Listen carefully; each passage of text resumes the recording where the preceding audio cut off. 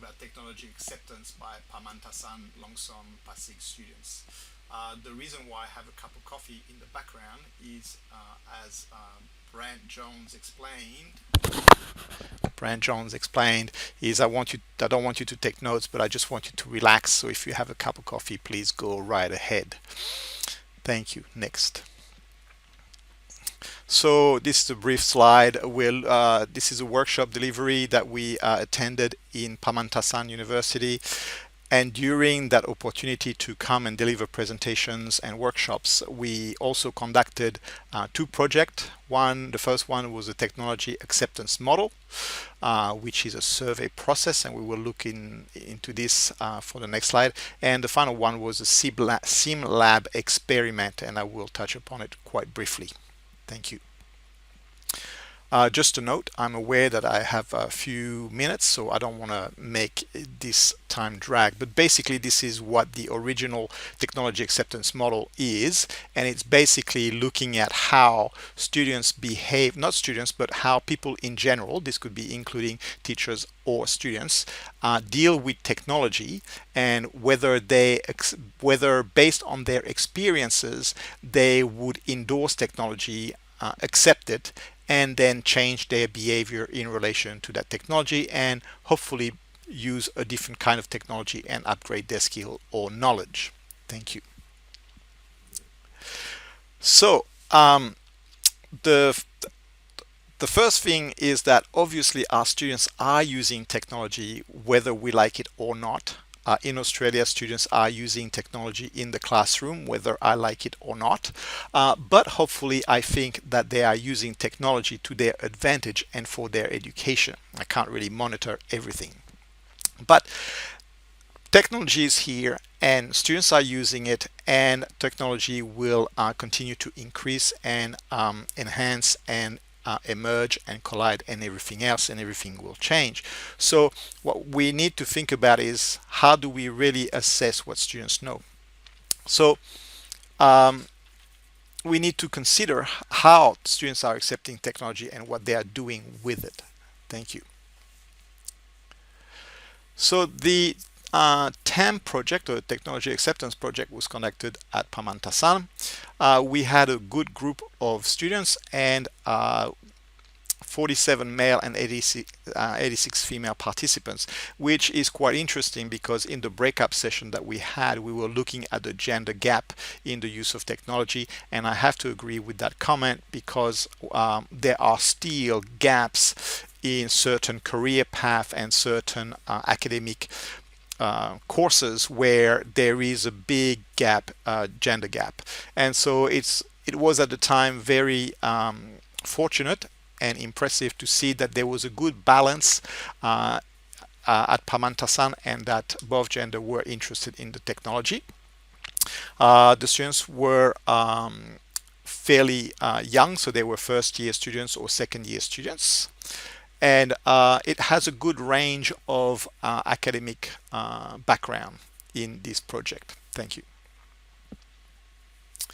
So this is the interesting part.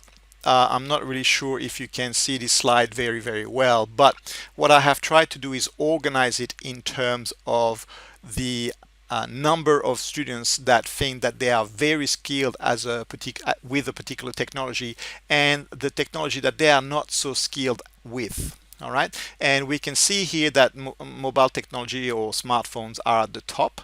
80 students reported being very skilled with mobile technology, and 42 represented skilled. So this is where the skills and the knowledge base is, the use of that technology. Then we have desktop, 58. Then we have skill laptops, and so here we can see that some maybe the cost of having a laptop may impact on students wanting to have or being able to access a laptop, but students are more likely to use a desktop. So this kind of information is helpful in order to understand what we can expect students to do and what we cannot ask them to do. All right. Then we're looking at computer games, and then again, less students are very skilled. And then we have the next sections where it's a wider, more bell curve like information for virtual games. Interestingly, management of portfolios also had an interesting bell curve, which means that the students are not quite skilled in that element.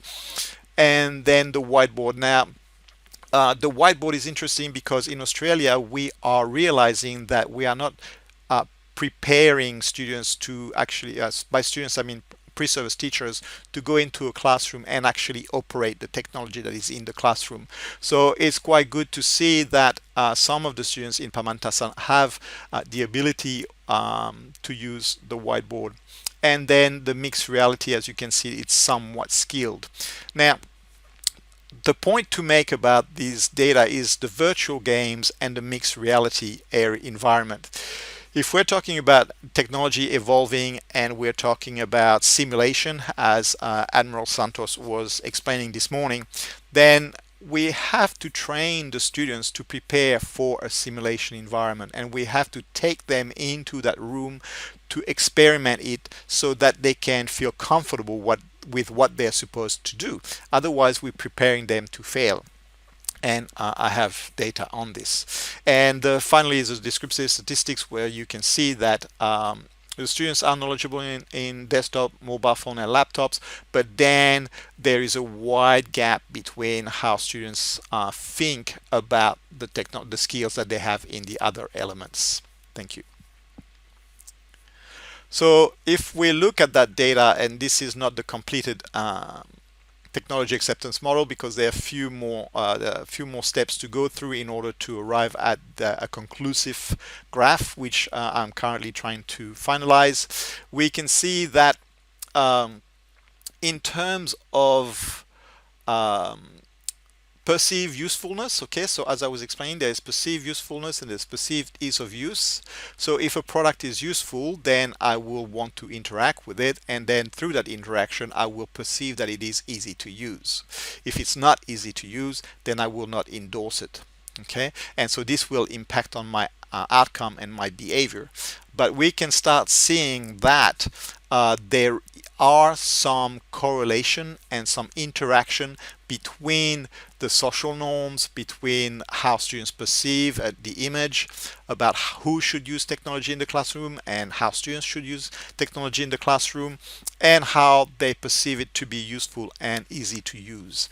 And that's quite important to understand, because the students will go into the classroom and they will need to be effective teachers, which is what we were talking today in these presentations, is that future pre-service teachers will need to be effective users of the technology so that they can demonstrate how to use technology effectively, so that their students can then understand how to best use it. Thank you. Okay. Conclusion.